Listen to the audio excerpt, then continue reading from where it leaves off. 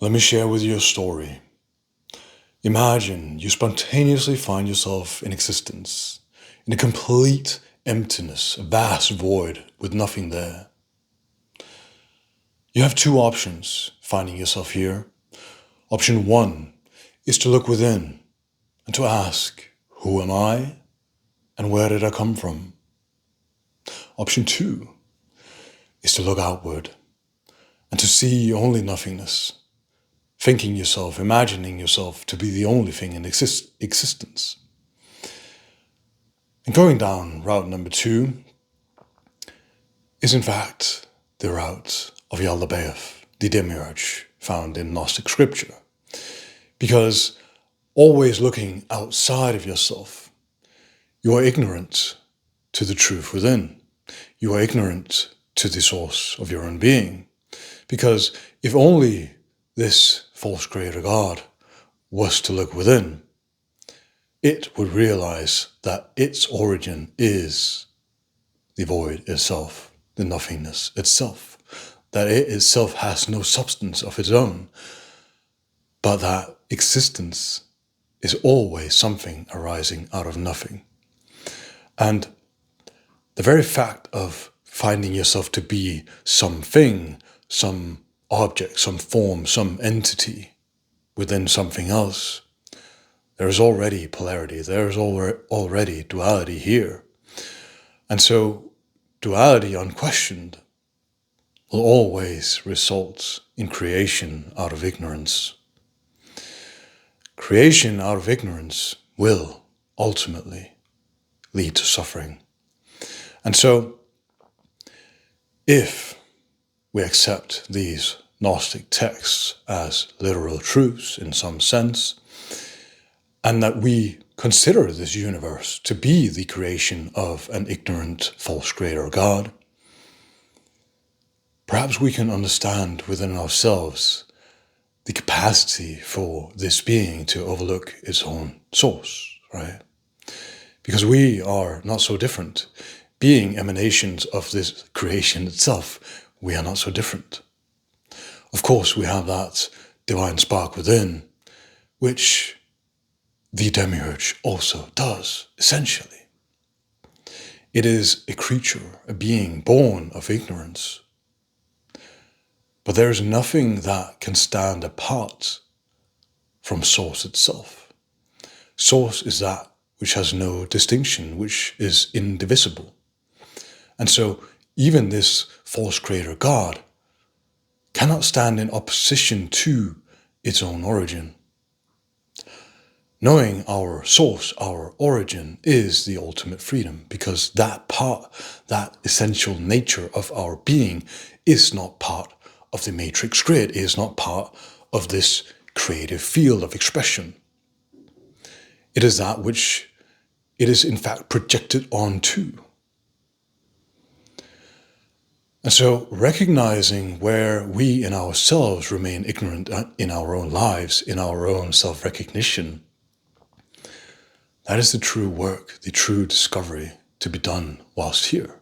It is not about pointing the blame at some other being, as some archonic force that seeks to manipulate, control, and exploit you. Because those very traits, those very characteristics arise out of the very ignorance itself. The reason we see human beings exploiting, manipulating, and mistreating each other is because they don't understand. Yeshua said, whilst he was being crucified, "Forgive them, for they know not what they do." A being in ignorance does not know what it does, because it acts out of self-interest alone. It acts on the assumption that it, as an individual, is of utmost importance. And from a relative point of view, it makes sense. It makes sense to, invest so much in this fictitious being that you take yourself to be momentarily. Because if that is all you assume yourself to be, why wouldn't you do everything in your capacity to accumulate resources, to do the best you can, to promote and exert as much on behalf of this being that you take yourself to be? It is only when you realize that this being itself is but a thin veneer on the consciousness, the awareness that you are, that then you begin to see that perhaps other beings, just along the lines of you, are not so different, are to be seen and treated in the same light that you are able to see yourself. Because by recognizing what you are, not intellectually, not through reading text or scriptures, not through talking to people online, but by actually sitting, contemplating, investigating, not what you might become, not what is on the other side of something, not the strategies you might want to employ to free yourself, but simply what is here, aware, present, now. Because what you are is always the case. What you are cannot sometimes be apparent and others not. It must be at all times, otherwise how can you claim it to be yourself? If what you are comes and goes, if what you are is temporal, fleeting, perhaps it is not you. Perhaps it is simply something you've taken yourself to be.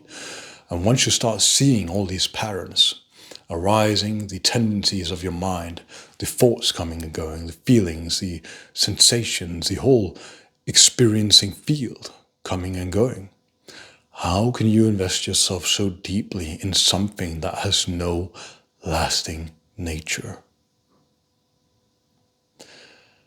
And so this being, to bring it all back, never questioned where it might have come from. And even if it did, it came to a premature conclusion. And out of its creation, out of its ignorance, our world came to be. What are you going to do with that information? Are you going to speculate, wonder, type entire paragraphs of text about your thoughts on this topic? Or are you going to return to that void, that silence within? That this existence does everything in its power to overshadow, because it is afraid that its creation is fickle. Look within. Don't wait. The opportunity in this lifetime is now.